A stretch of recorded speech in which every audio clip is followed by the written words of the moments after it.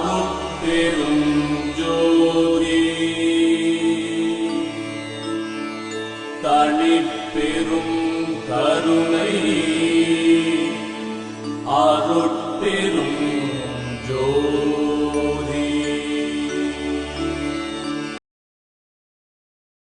திரு அருட்பெருஞ்சோதி அகவல் உரை ஊ உரை ஊ என்ற எழுத்தை வள்ளற்பெருமான் திரு அருட்பெருஞ்சோதி அகவல் எழுதத் துவங்குகையில் முதலில் குறிப்பிட்டுள்ளார்கள். அவ்வெழுத்தின் பொருள் தமது திருவுடம்பில் செயல்படுகின்ற திருவுயிரைக் குறித்துதான் அவ்வாறு ஊ என்கிற குறியீடாக எழுதியுள்ளார்கள். எல்லா உயிர்களின் பொருட்டும் எமது உயிரானது திரு அருட்பெருஞ்சோதி அகவலை எழுதுகின்றது என்று பொருள். சுத்த சன்மார்க்கம் என்றாலே அது உயிர் சம்பந்தமுடையது. நமது உயிர் உடலை விட்டு ஏகக்கூடாது. அதுபோல எவ்வுயிரும் துன்பப்படக்கூடாது என்கின்ற உயர்ந்த நோக்கமுடையது சுத்த சன்மார்க்கம். தமிழில் உள்ள எண்களை சொல்லும்போது அவ்வெண்கள் எல்லாம் ஊகரத்தில் முடிவதாய் அமைந்திருக்கும். வேறு எந்த மொழி எண்களுக்கும் இச்சிறப்பு கிடையாது. அதாவது 1, 2 என்று தமிழ் எண்களை தொடர்ந்து உச்சரிக்கும்போது ஊ ஊ என்ற சப்தத்துடன் முடிவதை பார்க்கலாம். எவ்வாறு எண்களுக்கு ஒரு முடிவென்பது இல்லையோ அவ்வாறே உயிர்களின் எண்ணிக்கைக்கும் முடிவென்பதே கிடையாது என்பதை குறிக்கும் வகையில் வடிவமைக்கப்பட்டதே நமது தமிழ் எண்களின் ஒலிகள். அப்படிப்பட்ட உயிர்களுக்கிடையே உள்ள ஆன்ம நேயத்தை வெளிப்படுத்தும் விதத்தில் அமைந்ததே ஊ என்கின்ற தொடக்கம். திருச்சிற்றம்பலம் உரை. அடுத்ததாக திருச்சிற்றம்பலம் என்ற சொல்லினை எழுதியிருப்பார். இச்சொல்லின் பொருள் திருசித் அம்பலம் என்று பிரியும். திரு என்பது இறைவனை குறிக்கும். சீத் என்பது அறிவை குறிக்கும். அம்பலம் என்பது வெளியை குறிக்கும். இறைவன் அறிவே வடிவாக வெளியில் இருக்கின்றான். வெளி என்பது அண்டம். நமது உடம்பில் கழுத்துக்கு மேல் உள்ள முகம் முழுதும் அண்டத்தை குறிக்கும். அந்த முகம் என்னும் அண்டத்தில் அறிவே வடிவமாக புருவ மத்தியில் இறைவன் விளங்குகின்றான். இதனைக் குறிப்பதுதான் திருச்சிற்றம்பலம் என்னும் சொல். இப்படி அறிவே வடிவமான இறைவனுடன் எனது ஊ என்கிற உயிரானது அம்பலத்தில் கலந்ததால் திரு அருட்பெருஞ்சோதி அகவலை இறை அறிவே எழுதுகின்றது என்பதை குறிப்பதற்காக ஊ என்றும் திருச்சிற்றம்பலம் என்றும் வள்ளற் பெருமான் அருளியிருக்கின்றார். அருட்பெருஞ்சோதி எருட்பெருஞ்சோதி அருட்பெருஞ்சோதி எருட்பெருஞ்சோதி. உரை. அருட்பெருஞ்சோதி. ஜோதியே இறைவன் என்பது வள்ளல் வாக்கு. அந்த ஜோதி என்பது சாதாரணமாக இல்லாமல் மிகப்பெரிய உருவம் உடையதாக உள்ளது. அதனால் அதனை பெருஞ்சோதி என்கிறார். ஜோதி என்றால் அது நம் ஊனக்கண்களுக்குத் தெரிந்துதானே ஆக வேண்டும். பெரிய ஜோதி என்கிறார். ஆனால் நம்மால் அதனைக் கண்டு களிக்க முடியவில்லையே. ஒருவேளை பொய் சொல்கின்றாரோ? நம்மால் அளக்க முடியாத நெடுந்தொலைவில் உள்ள நட்சத்திர ஒளியைக் கூட நமது கண்கள் பார்த்து விடுகின்றன. ஆச்சரியம்தான். சூரிய ஒளி, சந்திர ஒளி, நாம் உருவாக்கிய மின் ஒளி, தீப ஒளி போன்றவைகளை நமது கண்கள் பார்த்து விடுகின்றன. இவைகளை விட பெரிய ஜோதியாக விளங்கும் இறைவனை ஏன் நமது கண்களால் பார்க்க முடியவில்லை?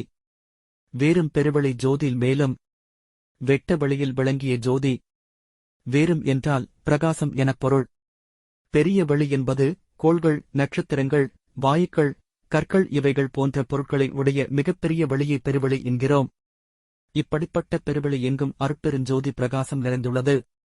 மேலும் அவைகளையும் கடந்த ஏதுமற்ற வெட்ட வெளியில் கூட அருட்பெருஞ்சோதியின் மயம்தான் என்கிறார். ஆனால் உண்மையில் அவ்வாறு இருக்கின்றதா? நாம் பூமியிலிருந்து வானத்தை, அண்டத்தை பார்க்கிறோம். வெளியானது நீல நிறமாக காட்சியளிக்கின்றது. இரவில் இருளாக காட்சியளிக்கின்றது. சூரிய ஒளி நமது காற்று மண்டலத்தில் பட்டு சிதறுகின்றது. அந்த வெள்ளொளியை காற்றானது சிதறியடிக்கும்போது நீல நிறத்தை மட்டும் நமக்கு காட்சியாக கொடுக்கின்றது. அதுபோல் இரவில் சூரியன் மறைந்து விடுவதால் நமக்கு வெளியானது இருளாகத் தெரிகின்றது. பெரிய ஜோதியானது மகா பிரகாசமாக அண்டம் முழுதும் பரவி இருப்பதாக வள்ளலார் உரைக்கின்றார். அது உண்மையானால் நமது பூமிக்கு இரவு பகலே வரக்கூடாது. என்றும் பகலாக அல்லவா இருக்க வேண்டும்? அண்டம் முழுதும் வெளிச்சமாகத்தானே இருக்க வேண்டும். நமது காற்று மண்டலத்தை விட்டு வெளியில் சென்று நாம் அண்டத்தை நோக்கினால் நீல நிறம் மறைந்து எல்லாம் இருளாகவே தெரியும். எங்கும் ஜோதி மயம் என்பதை பொய்யாக்கி எங்கும் இருள் மயமே நிறைந்திருப்பதை காணலாம். ஆகவே உண்மையில் வெளிகளெல்லாம் இருள் மயமாகத்தான் இருக்கின்றது. அதனால்தான் அருட்பெருஞ்சோதி என்கிறார். அரு இருள் அருள் என்று பிரித்து பொருள் அறிதல் வேண்டும். இறைவன் என்கிற பெருஞ்சோதியானது தம்மை மறைத்துக் கொண்டு மாயா உருவமாக, அதாவது அருவமாக இருளாகவே எங்கும் காட்சியளிக்கிறார். நாம் நமது மூன்றாவது கண்ணை திறந்து பார்க்கும்போதுதான் அந்த இருள் என்கிற மாயை விலகி எல்லாம் பட்டப்பகல் போலத் தெரிய வரும். நமது 2 கண்களால் இந்த விண்வெளியில் எத்தனை கோடி ஒளி ஆண்டுகள் தூரம் கடந்து சென்று பார்த்தாலும் அந்த அருட்பெருஞ்சோதி அருவமாகவே இருளாகவே தெரியும். இதனைத்தான் வள்ளலார் பெருஞ்சோதி அருவமாக இருக்கின்றது என்று தமது முதல் அருட்பெருஞ்சோதியில் குறிப்பிடுகின்றார். இருளும் ஒளியும் ஒன்றாகவே கலந்து இருக்கின்றன. இப்படி கலந்து இருக்கும் இவைகளை நாம் அன்னப்பறவை எவ்வாறு பாலில் கலந்துள்ள நீரினை விடுத்து பாலை மட்டும் அருந்துகின்றதோ அவ்வாறு நாம் இருளிலிருந்து ஒளியினை மட்டும் காண வேண்டும். இதனை விகங்க நியாயம் என்பார் வள்ளலார். ஒளியினை கண்டுவிட்டால் அங்கு இருள் இருக்காது. நாம் இருளினை பார்ப்பதால் அங்கு ஒளி தென்படவில்லை. இருள் என்பது ஒளியின் அருவமாகும். ஒளி என்பது இருளின் அருவமாகும். மறுப்பெரு மாயை முற்றும் மடிந்தன வினைகளோடே இருட்பெருந்தடையை நீக்கி இரவியும் எழுந்த தன்றே. நம்மை ஏமாற்றுகின்ற மாயை நம்மளவில் முற்றும் அழிய வேண்டும். நமது வினைகள் ஓட வேண்டும். அப்போதுதான் இருளான பெருந்தடையை நீக்கி அருட்பெருஞ்சோதி பிரகாசம் எனும் சூரியன் எழுவதை நாம் இவ்வண்டத்தும் பிண்டத்தும் காணலாம். இப்படிப்பட்ட மாயையினைத்தான் திரைகளாக உருவகப்படுத்தியதை ஞான சபையில் நாம் காண்கின்றோம். அருட்பெருஞ்சோதி. முதலில் சொல்லப்பட்ட அருட்பெருஞ்சோதி என்பது பெருஞ்சோதியின் இயல்பை குறித்து வந்தது. இரண்டாவதாக வருகின்ற அருட்பெருஞ்சோதி என்பது பெருஞ்சோதியின் பெயரை குறித்து வந்தது. அதாவது பெருஞ்சோதியாக உள்ள அவ்விறைவனுக்கு வள்ளலார் வைத்த பெயர் அருள் என்பதாகும். அருள் பெருஞ்சோதி என்று பிரித்தறிய வேண்டும். அருள் என்கிற பெயருடைய பெருஞ்சோதி என்று இதற்கு பொருள். நமக்கு அருவமான இருளானது அருவுருவமான ஜோதியாக காட்சியளிக்கும்போது அந்த பேரொளியின் பிரகாசத்தால் நாம் பார்ப்பது செம்பொருளாகிய சுத்த சிவம் ஆகும். சுத்த சிவம் என்கின்ற இறைவனை நமக்கு காட்டிக் கொடுப்பது பெருஞ்சோதி என்கிற பிரகாசம் ஆகும். பெருஞ்சோதியின் தயவன்றி சுத்த சிவம் தோன்றாது. எனவே அந்த தயவிற்கு அருள் என்று பெயர் வைத்து அருட்பெருஞ்சோதி என்று வழங்குகின்றார். அருள் என்பது பெருஞ்சோதிக்கு காரணப்பெயராக அமைந்துள்ளது. பெருஞ்சோதி நமக்கு எதனை அருள்கின்றது என்ற வினா எழுகின்றது. சுத்த சிவ சன்மார்க்க நிலையில் நம்மை நிறுத்தி என்றும் இரவாத ஒளிதேகத்தை நமக்கு அருளுகின்றது.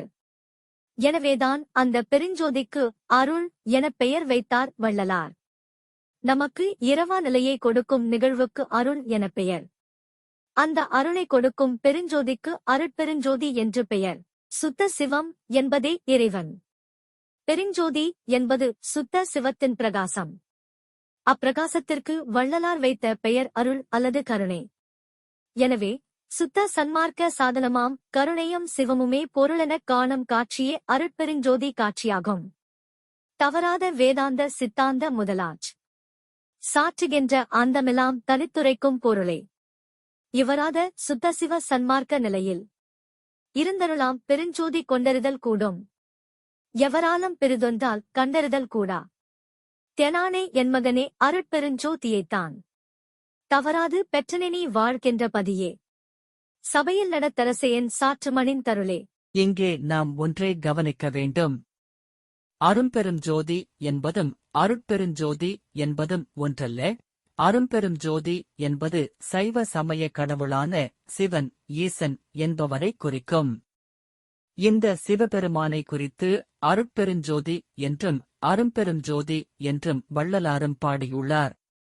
அருமை பெருமை ஜோதி அரும்பெருஞ்சோதி என்றாயிற்று. அருமையும் பெருமையும் வாய்ந்த ஜோதி என்னும் இறைவன் என்பது பொருள். எனினும் அருட்பெருஞ்சோதி என்பது சுத்த சிவம் என்றும் இதுவரை யாராலும் அறிவிக்கப்படாத தனிக்கடவுள் என்றும் தமது இறுதி அனுபவ முடிவாக வள்ளற் பெருமான் அருளியுள்ளார். அருள் பெரும் ஜோதி அருள் நிறைந்த ஜோதி என்றாயிற்று. எனவே நாம் இவை இரண்டிற்கும் உள்ள பொருள் அறிந்து அதன்படி நடத்தல் வேண்டும். அருட்பெருஞ் சோதியன் ஆண்டவரேதிரு அம்பல வாணரை வாரீர் அன்புடை யாளரை வாரீர் ஆதிய நாதியன் தாரணம் போற்றும் அரும்பெருஞ் ஜோதியேர் வாரீர் ஆனந்த நாடரே வாரீர். அருட்பெருஞ்சோதி. முதலில் அருட்பெருஞ்சோதியின் இயல்பையும், இரண்டாவதாக அருட்பெருஞ்சோதியின் பெயரையும் பார்த்தோம். மூன்றாவதாக வருகின்ற அருட்பெருஞ்சோதியினை அருட்டு பெருஞ்சோதி என்று பிரித்து பொருள் அறிதல் வேண்டும். அருட்டு என்றால் எழுப்புதல் என பொருள். பெருஞ்சோதியாம் பிரகாசம் யாரை எழுப்புகின்றது? எவ்வுலகிலுமுள்ள செத்தாரை எல்லாம் எழுப்புகின்றது. செத்தாரை எழுப்பும் சன்மார்க்க காலம் பிறந்துவிட்டதை இந்த மூன்றாவது அருட்பெருஞ்சோதி நமக்கு தெரிவிக்கின்றது.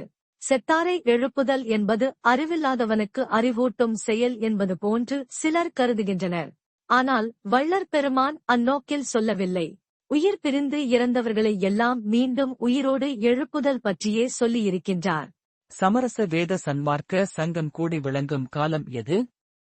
அது நமக்கு அறிவு வந்த நாள் தொட்டு அந்நாள் பரியந்தம் இறந்து போன நமது சிநேகர், உறவினர், அடுத்தோர், வார்த்திபர், வாலிபர், பாலியர், குமாரர், ஆண்மக்கள், பெண்மக்கள் என்பவர் எல்லாம் உயிர் பெற்று எழுந்து மேற்குறித்த சங்கத்தில் கூடி விளங்கும் காலமாகும். இது விஷயத்தில் தருக்கம் செய்யப்படாது. உண்மை. இச்செய்தியினை உண்மை என நம்புதல் வேண்டும். இவ்விஷயத்தில் நாம் எந்த ஒரு கேள்வியினையும் எழுப்ப வேண்டாம் என அவரை தடை விதித்துவிட்டார். இவ்வுலகில் இதுவரை இறந்தவர்களை எல்லாம் எழுவார்களா என்றால் இல்லை.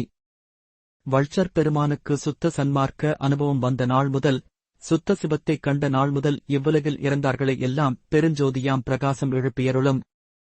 இந்தச் செய்தியினைத்தான் மூன்றாவதாக அமைந்துள்ள அருட்பெருஞ்சோதி நமக்குத் தெரிவிக்கின்றது. அருட்பெருஞ்சோதி. நான்காவதாக அருளப்பட்டுள்ள அருட்பெருஞ்சோதி என்பது அணு ஆற்றலை எடுத்தியம்புகின்றது. அருட்பெரு ஜோதி என்று பிரிக்க வேண்டும். அரு என்றால் அணு எனப் பொருள். அணு என்றால் என்னவென்று நமக்கெல்லாம் ஓரளவுக்குத் தெரியும். நமது ஓனக்கண்களால் காண முடியாத மிகச்சிறிய துகளை அணு என்கின்றோம். இப்படிப்பட்ட இந்த அணுக்கள்தான் பொருட்களாகவும் பொருள் அற்றதாகவும் இருக்கின்ற நமது உலகம் உட்பட இந்த விண்வெளியை ஆட்சி செய்து வருகின்றது. அப்படிப்பட்ட அணுவிற்குள் என்னதான் இருக்கின்றது? மிகச் சிறிய துகளுள் அப்படி என்னதான் இருந்துவிட முடியும் என்றே நினைக்கத் தோன்றும். ஆனால் அந்த அணுக்குள் பல அண்டங்களை அடுக்கிவிடும் அளவிற்கு இடம் இருக்கின்றது. அண்டம் எங்கே? அணு எங்கே? இது எப்படி சாத்தியமாகும்? ஆனால் அதுதான் உண்மை. அவ்வணுவிற்குள் பெருஞ்சோதியே இருக்கின்றது. ஊசிக்காதுக்குள் ஒட்டகத்தை புகுத்த முடியும் என்பதை இயற்கை செய்து முடித்திருக்கின்றது. அன்பெனும் அணுவில் அமைந்த பேரொளியே என்பார் வள்ளலார். நமது உடம்பும் நமது உடம்பை சுற்றியுள்ள வெற்றிடங்களும் அணுக்களாலே கட்டமைக்கப்பட்டுள்ளது. அந்த அணுக்கள் எல்லாம் பெருஞ்சோதியாகவே இருக்கின்றன. இதனால்தான் உள்ளம் புறமும் வள்ளல் இருக்க வாட்டம் ஏன் என்கிறார் வள்ளலார். அணுக்களுக்கு உள்ளும் அணுக்களுக்கு வெளியும் பெருஞ்சோதியே இருக்கின்றது. எனவே யாதொன்று பற்றியும் வாட்டம் கொள்ளக்கூடாது என்கிறார் வள்ளலார்.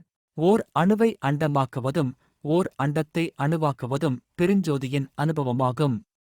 அணு முதல் அண்டம் வரை எல்லாம் ஜோதிமயமே. அரு என்ற அணுவையும் பெரு என்ற அண்டத்தையும் ஆளுகின்றவன் ஜோதி என்ற இறைவனே ஆகும். இதனையே அருட்பெருஞ்சோதி என்று நான்காவது முறையாக எடுத்தியம்புகின்றார் வள்ளற் பெருமான். நமது ஊனக்கண்களுக்கு இருளாகவே காட்சியளிக்கும் அருட்பெருஞ்சோதி, அருள் என்கின்ற பெயரைத் தாங்கி நமக்கு இரவா வரத்தை அளிக்கும் அருட்பெருஞ்சோதி, இறந்தாரை எல்லாம் எழுப்புகின்ற அருட்பெருஞ்சோதி, சிறிதினும் சிறிதாய் பெரிதினும் பெரிதாய் இருக்கின்ற அருட்பெருஞ்சோதி என்று இந்த 4 பொருள்களில் அடங்குகின்றன திரு அருட்பெருஞ்சோதி அகவலின் முதல் 2 வரிகள். இதற்கு மேற்பட்டு அருட்பெருஞ்சோதி என்று நாம் எங்கெங்கு படிக்கவோ பிறர் ஓதக் கேட்கவோ நேர்ந்தாலும் அதற்கு மேற்காணும் 4 பொருளையும் ஒருங்கே நினைத்து நாம் தியானித்து வந்தோமானால் நமக்கு சுத்த சிவத்தின் பிரகாச காட்சியும் இரவா வரமும் செத்தாரை எழுப்புகின்ற திறமும் அவனன்றி ஓர் அணுவும் அசையாது என்கிற உண்மையும் பெற்று சுத்த சன்மார்க்கியாக்கும் வல்லமை இந்த அருட்பெருஞ்சோதி என்கின்ற சொல்லுக்கு உண்டு. இதுவரை நாம் திரு அருட்பெருஞ்சோதி அகவலின் முதல் 2 வரிகளுக்கு உரை கண்டோம். அடுத்த வரிகளுக்குண்டான உரைகளை நாம் அடுத்த பதிவில் காண்போம். நன்றி.